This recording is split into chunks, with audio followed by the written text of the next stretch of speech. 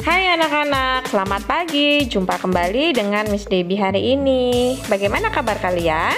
Miss berharap kalian semuanya selalu dalam keadaan sehat dan juga semangat belajar di rumah ya anak-anak. Hari ini kita akan melanjutkan pembelajaran kita, yaitu tematik tema 1, subtema 3, hidup rukun di sekolah pada pembelajaran 4, 5, dan 6. Miss harap kalian sudah menyiapkan alat tulis dan juga buku paketnya ya. Jadi nanti jika ada yang memang perlu untuk kalian tulis, kalian bisa langsung menulisnya di buku paket kalian. Dan jangan lupa berdoa sebelum memulai pembelajaran agar diberikan kemudahan dalam memahami pembelajaran kita hari ini.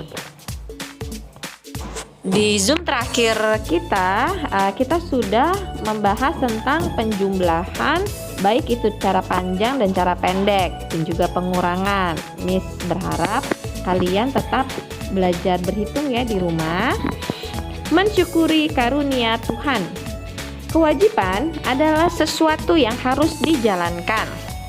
Contoh kewajiban sekolah diantaranya yaitu belajar bersungguh-sungguh, melaksanakan piket kelas, mengerjakan tugas yang diberikan oleh guru tepat waktu, dan juga menghormati guru.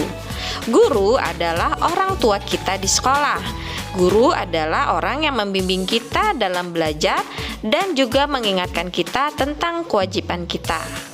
Nah, salah satu cara kamu menghormati guru yaitu dengan cara menyapanya jika kalian berpapasan di jalan, atau juga bisa dengan mendoakan guru kalian dan juga selalu melaksanakan tugas yang diberikan oleh guru.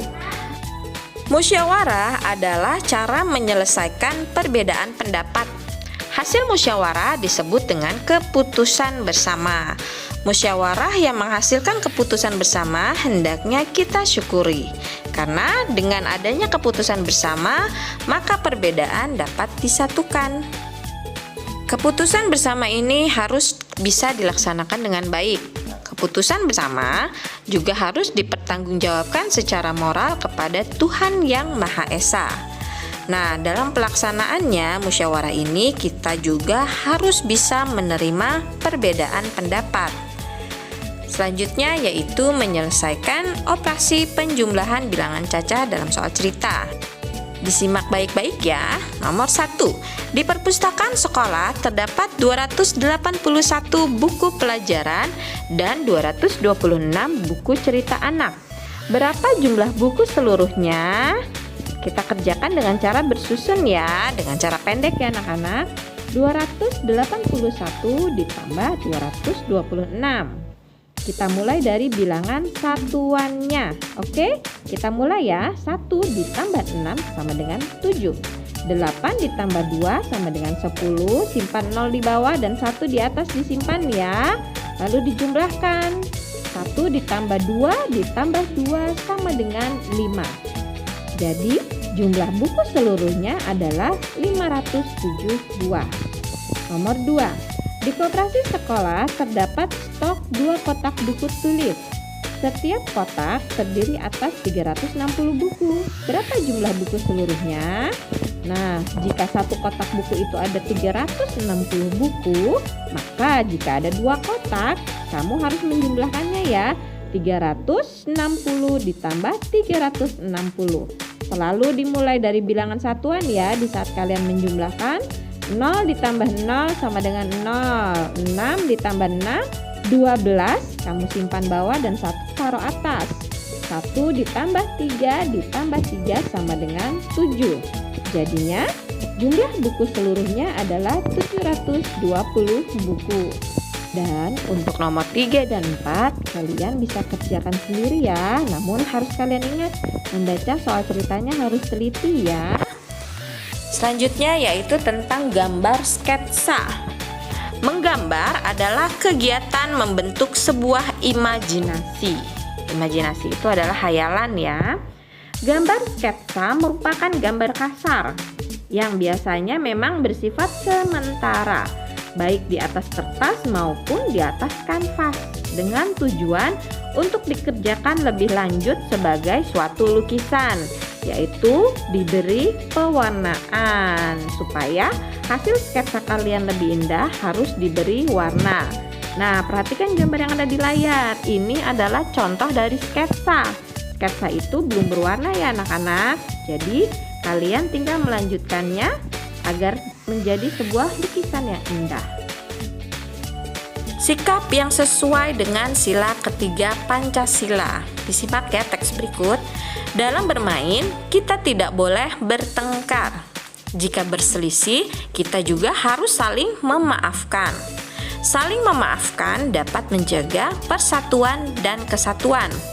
Menjaga persatuan dan kesatuan di sekolah merupakan perbuatan terpuji.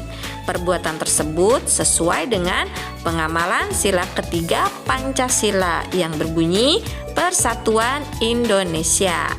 Nah, untuk selanjutnya kalian tuliskan di buku paket kalian di halaman 131 tentang contoh sikap pengamalan sila ketiga. Yang pertama yaitu menjaga persatuan dan kesatuan di sekolah.